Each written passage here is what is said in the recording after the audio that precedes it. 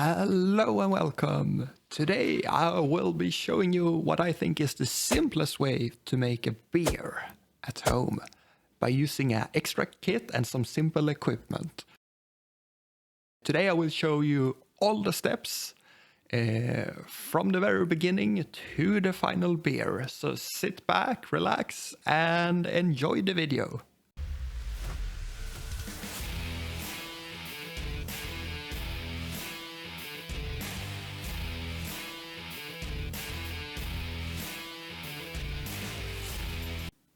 Welcome to the video. I will start by explaining the gear required and then follow that up by highlighting the importance of cleanliness when brewing beer. And then how to start a fermentation, the bottle, the beer, and finally some tasting and thoughts about how to improve for the next beer. This video will have quite basic instructions aimed to beginners. Everything here is a bit simplified and on a need-to-know basis. There is a lot more to learn than what I'm saying here, but it's a starting point to get a beer done. And this is how I brew. There are other ways you can do it that also would yield really good results, even if it's not exactly the same as I'm explaining here today. Before you even start brewing, I think you should spend some time to think about what kind of kit you want to brew, what kind of beer you want in the end. For a beginner, I would recommend starting with something like a Weiss beer or an IPA, and maybe wait a while before trying to make a lager or a pilsner or something like that. But alright, then let's go into the video.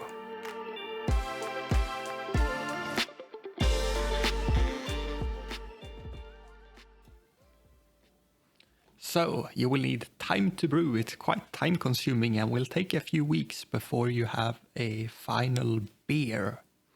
You need an extract kit, and in many cases you also need extra extract to make it a bit stronger. Please ask your local brew shop where you buy the kit if this is needed or not. There is also different versions of this that you need depending on what you brew. You will also need drinkable water. In many places you can find it in the tap, but if not, then you need to get enough water for the brew here. You will need sugar for priming the bottles. If you plan to keep this in a keg, this is not required, but to get the fizziness in bottles, this is a required ingredient. And you will need fermentation vessels, 2 preferably. You can make do with 1, but 2 is best. They need a lid and also a water lock so that they don't explode or get contaminated when you ferment. I prefer the type I'm showing here. There is a one-piece version too, but they get dirty very easy and are difficult to clean. So these are a few extra dollars, but they are much better than the cheap option. They're very worth it. If you brew a few brews, it will pay itself. You will also need something for bottling, or if you plan to keep it in a keg is required. You need bottle caps if you don't have these like swing tops, and in a pinch you could use PET bottles. You also need something to measure the gravity or the sugar alcohol content of the beer. It's also good to have a bottle wand and some tubing for beer transfers and a pump. You will need something to stir with, preferably a large spoon.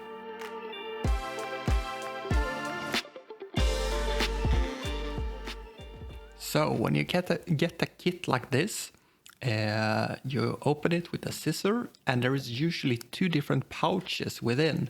One that contain the yeast and the instructions and any dry hop if that's included in the kit, and then the other is the syrup. So the first thing you do is you open it here, you take out the yeast, the hops and the instruction. And then you want to get this syrup a bit warm so that it's easier to pour. So here I will put it in a warm water bath and just let it soak up the heat while I prepare and clean all the equipment. And I also do this for any extra pouch of extra extract needed. It's super important that you take out the yeast before doing this because you can damage it if you heat it too much before fermentation. So make sure everything is out and you put this to heat up. You can exchange the water here a few times to make sure that it's as warm and as soft as possible when you want to pour it into your brew.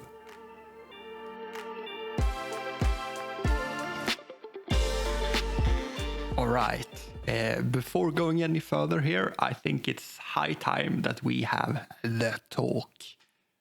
And that is about cleaning. It is super important that everything here is as clean as possible when making a beer. And the reason is that we basically have 20 liters of sugars. That is food for all small microbes in the world. They love this and they will eat it and grow like crazy. And we will add yeast, often just one or a few strains, and we want those to eat and grow and make the beer. If we get something else in here, whatever is in your kitchen or bathroom, we don't want it in the beer, and it will probably not be a desirable beer if we get it there. So therefore, we need to be very careful with keeping all the equipment clean. And it's a bit expensive to brew, and it takes a long time. And you don't want to spend weeks or even months to just get a batch of beer that's not even drinkable and you just pour it down the drain. So it's very important that we keep it as nice and clean as possible. And how do we do this? Usually in homebrewing, we use two different kinds of solution to clean our equipment. The first is cleaning solution, and the most common one on the market is called PBW, and it cleans the equipment and it's quite strong. And you want to rinse it away in some way before you have the equipment in contact with your beer. So what you often do is that you use this and then a sanitation solution, for example, Star San, which is the second here, afterwards. So you use the cleaner and dissolve it in water in your fermentation vessel, as I do here. You clean your equipment in it and make sure that it soaks for a few minutes and everything gets cleaned. Also, the lid of the fermenter is very important to clean. The bottom side, it will be in close contact to the beer. And you also, you clean everything and then afterwards you add water and dissolve Star San or whatever sanitation solution you use.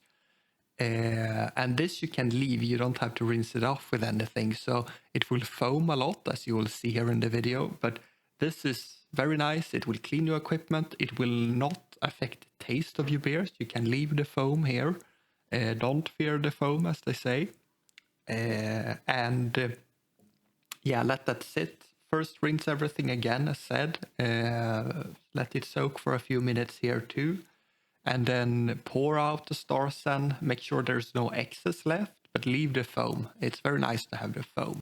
And many people think that they are done cleaning now, and sure, in some way they are. But here the most important steps comes, at least in my opinion, and that is to keep everything clean. I usually try to keep the equipment in the fermentation vessel as long as possible, and don't put the bottom of the lid somewhere dirty. You want to keep it as clean as possible here before you use it. And this also goes for your hands. Like, they're super clean now when you've been using all the solutions. But if you have dirty paws and you start to use your equipment and you go to the kitchen and you use a nasty rag or something, then all this work will be for nothing. So be very careful that you are also clean. I recommend putting some star san in a spray bottle. It's very nice for spraying your hands and equipment if you manage to misplace something. And you also need a little bit of star san to add to the, or diluted star san to add to the water lock, as you see here. Because if you add just water, there is a risk that that contaminants go through the water and into your beer. So it's nice to have this clean star san water in the water lock. I know some people who forgot it. It might have been me, might be my friend. But if you forget this, it's also possible to use high spirits like vodka or something in the water lock. It will just evaporate faster, but you can have it there just instead of having regular tap water. Yeah, so in summary, I kind of pretend that I'm working in a lab here, trying to keep everything as clean as possible. And this is one of the reasons I recommend people to start with an extract kit, because it's relatively simple, so you have time to focus on doing this and doing this well. And I also recommend you to try to build up a routine. The first time you do this, it will be a mess and you don't really know where to put everything and how to keep it clean.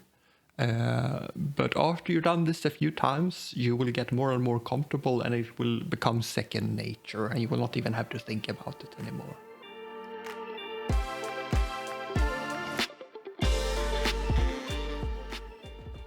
As you get close to the end of cleaning, you can boil around 3 liters of water.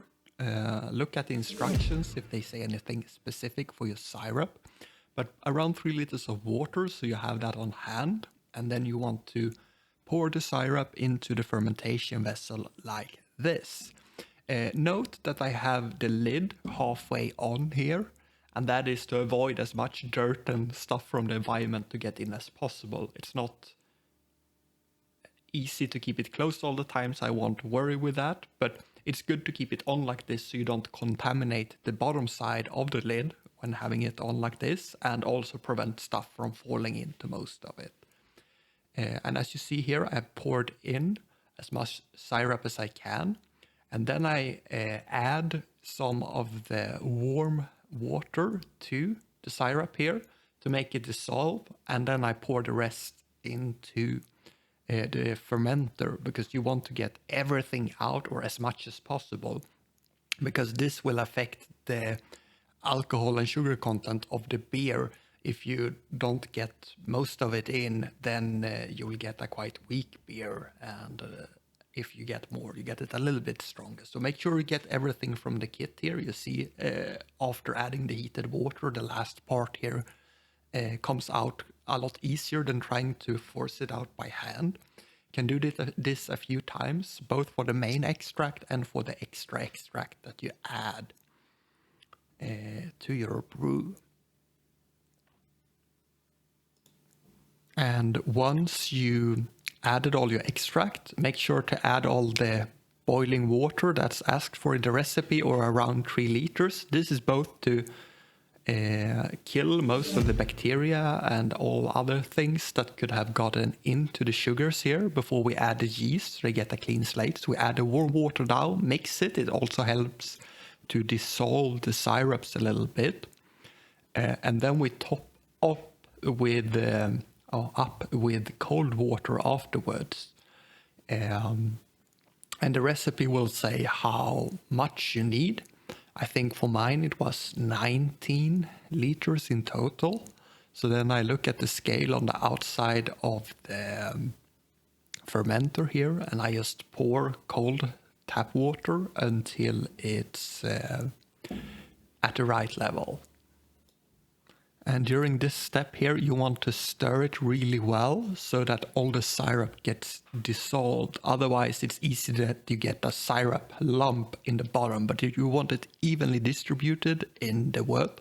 So mix it very well. And at this step, you also want to mix in some air into the wort. And this will help the yeast grow before they deplete all the oxygen and start fermenting. So here you want to mix it a lot.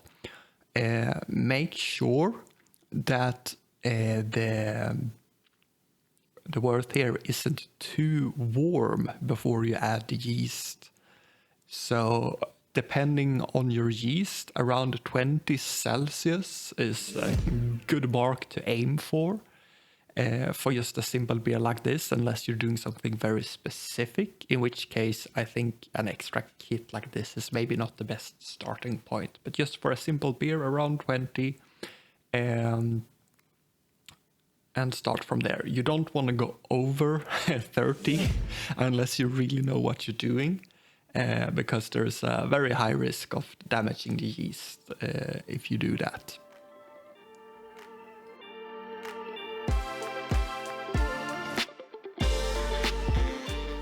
Once you're done, you can take an hydrometer reading or in some other way measure the specific gravity of the beer. As you see here, it's around 40. This is a bit less than I aimed for because I didn't mix it well enough. So I actually went back and mixed it. I recommend you to taste your sample afterwards if you haven't brewed before, because it's very interesting to see how the beer changes throughout the process. You can taste it, or some people pour it back, but then it's super important that you keep everything clean. I don't pour it back. I usually taste it and or pour it out. So don't fret if it doesn't taste good or like beer at this point. It will be very sweet, and it will change a lot before it's a finalized beer. So don't stress it if you don't enjoy the flavor now. It's going to change much over the coming weeks. I usually am too lazy to measure gravity continuously. I usually just measure in the beginning, wait around 2 weeks, and then measure at the end. But I know when you're brewing your first beer and it's really excited that you want to check on it every now and then. And if you have a tap, as I do here on the fermentation vessel, that's quite easy to do.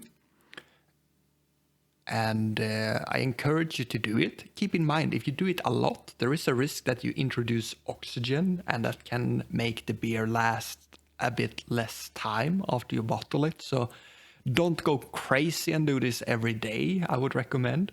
But especially if it's your first time, check up on it a few times and see what's happening, and if it's bubbling and brewing as you go.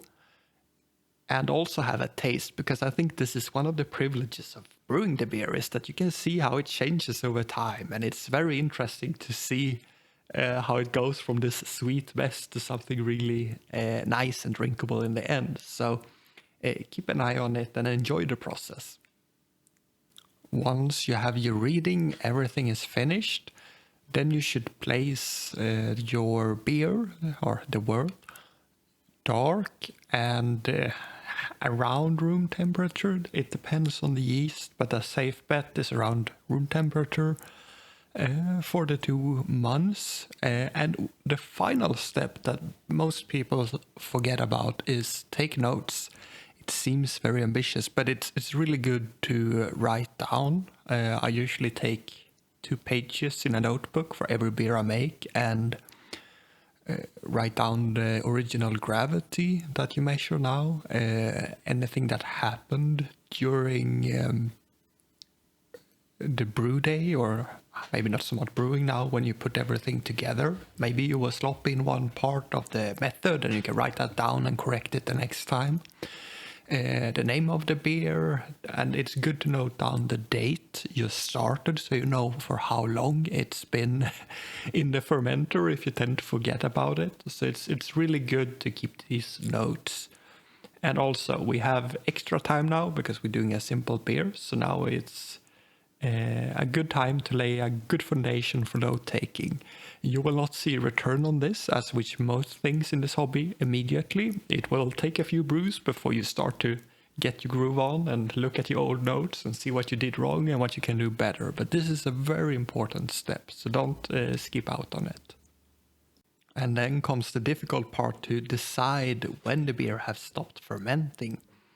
I usually just go for the 2 weeks and see that it's the same gravity reading with a few days difference. For a first timer, I would recommend maybe checking after a week. And if you have the same gravity 1 week after that, so 2 weeks in total, then I would just bottle. If it have changed, I would wait a few days and see if it's the same as the last point you sampled, just to make sure that it's not still fermenting. Because if you bottle too early, there is a risk that it will ferment more in the bottle than you have anticipated, and this will end up or result in exploding bottles or bottle bombs, which is a mess and a waste of perfectly fine beer.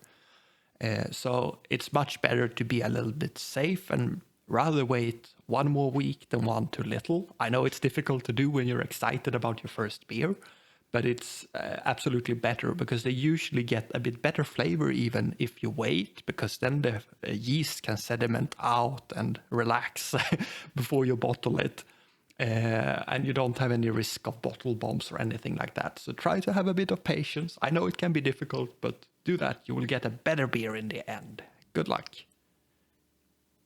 Oh, and on another note, I will not go through how to calculate alcohol content from the readings here in this video. It will get a little bit too technical, I feel.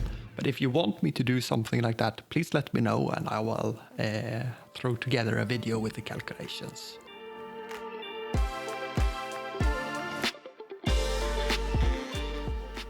All right, the day for bottling has finally come. I usually prepare the day beforehand and put my fermentation vessel at a high spot with a blanket over it so it don't get damaged by light. And the reason I do it is because when you bottle the beer, you often transfer it by siphoning it using the hose from from the fermentation vessel to either a keg or to another vessel for bottling. And then it's nice to have it high. And if you move it there the night before, the yeast can settle again, because when you move the fermentation vessel, the yeast will be mixed up in the beer again. And if you do it the day before, it will have time to sink down to the bottom, so you get a nice and clear beer. And if you do it directly, you will get a little cloudier beer. It's not the end of the world, but I think it's nice to move it up just the day before. And as said, keep a blanket on it to avoid damage by the light. And then the first day, I usually take a final gravity reading to do the last calculations on and start to clean all the equipment. As before, I use Starsan and a cleaning agent on everything needed. A clean fermentation vessel, the hoses for transferring the beer, a beer siphon, and a bottling wand. Usually, and a spoon also. Usually I also clean the bottles that I keep them in. I have a thing for that helps to rinse the inside of them. I usually cheat a bit and only use Starsan on them. But each time after I drank a bottle of homebrew, I rinse it up directly before it dries out with warm water a few times so there are no yeast or nothing on the inside, and then I clean it in Starsan on the brewing day. So I usually do all the cleaning first, and as I do that, I boil a pot of water, and I will explain why in a few minutes. So once everything is cleaned up nice and properly, then I see how much beer I have in my fermentation vessel. And from this, I will dose the sugar that I will have in the secondary vessel, because the beer now, it have all the alcohol that it will have almost, and it's flat. There is no bubbles. The most important part is missing. So in order to carbonate the beer here for bottling, you need to add carbon dioxide. And the way we do that is by adding a little bit of extra sugars and letting the yeast eat these inside the bottles and produce carbon dioxide and a little bit more ethanol, but just very little. And this will carbonate the beer. Some people add this directly to each bottle. I am lazy and I want all of them to have the same amount of carbonation. So therefore, I boil a little bit of water, maybe half a liter, a bit less, beforehand, and I add sugar corresponding to my final volume to the pot here. I aim for roughly 10 grams of sugar per liter of beer. And if I have around, say, 19 liters in my fermenter, I count on losing 1 to 2 liters as I transfer it. So for 19 liters, I would maybe add 170 grams of sugars to this. And then I add these sugars to the bottom of the new fermenter here, or the secondary, and then I transfer my beer into it and mixes it. And when I transfer the beer, I make sure to use the beer siphon high up in the beer and then get a flow going and then slowly lower it to the bottom. You want it as close to the bottom as possible, but you don't want to take up any of the sediment. So keep it as close as possible without mixing up anything. And then just let it drain over. It's important that you don't let the beer fly. You don't want to drizzle it. You want the end of the hose to be at the bottom of the secondary fermenters. You don't mix it with the air. This can damage the beer. So you want as little contact with the air as possible. And then you will, with the spoon, mix up the sugars you added in the beer. And when you do this, so make sure you mix it probably so it gets distributed evenly in the beer, but you don't want to mix in the surface as you did before, because that would introduce oxygen. So stir it around a bit, but don't mix it with the air. Don't create any bubbles or touch the water interface, so to speak. So just mix at the bottom of the barrel, so to speak.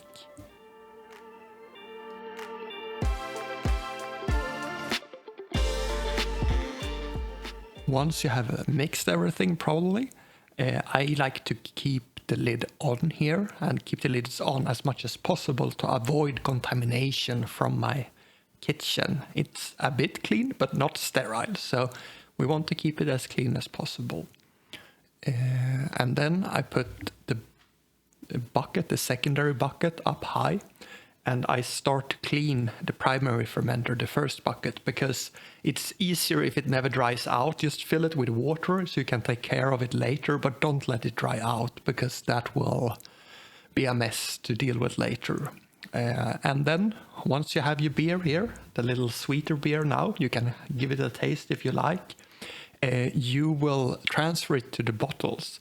I usually connect a hose here to the output of the secondary fermenter, and then attach a bottling wand on the top of it.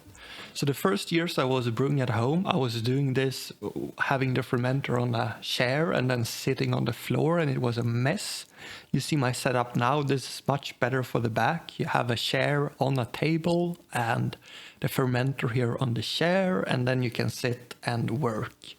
I recommend doing as I did here, like ordering all the bottles and have everything ready. I have some extra bottle caps in a little container with star sand to keep them clean, and I have extra paper and towels because it will get messy.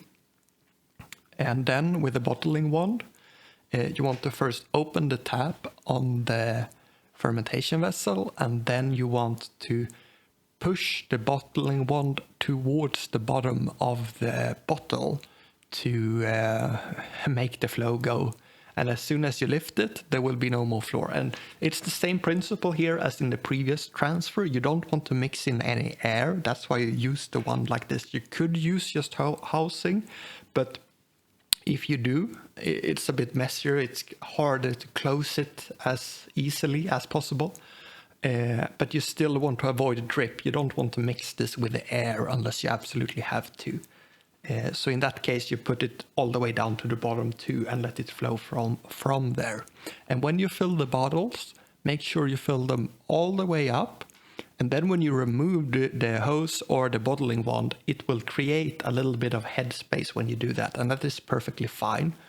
And then you remove it and you put on the cork. Once you're finished with this step, then you should not forget to label it. I'm lazy, so I write mine by hand and have these small stickers I just glue on. But you can be a bit more creative than me if you like and make some nice bottles. And when you make the labels for your bottles, I usually make one extra and put them in my notes for this particular beer. It's really good if you, like me, use shorthand labels because then you can see which beer corresponds to which notes in a easy way. And you can also add the date of bottling to the label on the bottles. That's really good to make sure that you don't have them in storage for too long or they go bad over time. So it's really nice to have the name of the brew or a shorthand name for it and the bottling date on the bottles so you know what's inside them. And then you let them sit in the bottles. I usually say around 2 weeks in room temperature and 2 weeks cold. You can do it quicker, especially if you use a quake. And if you're doing a beer for the very first time, I highly encourage you to taste different bottles here along the way, just to see how it changes over time. It's really fun to see. So make sure you get that experience. So test it along as you go and see how a really boring, sweet, flat beer can be something really interesting once it's been sitting for 4 weeks in the bottle. And when it starts to clear up a bit. So follow the beer and see what happens.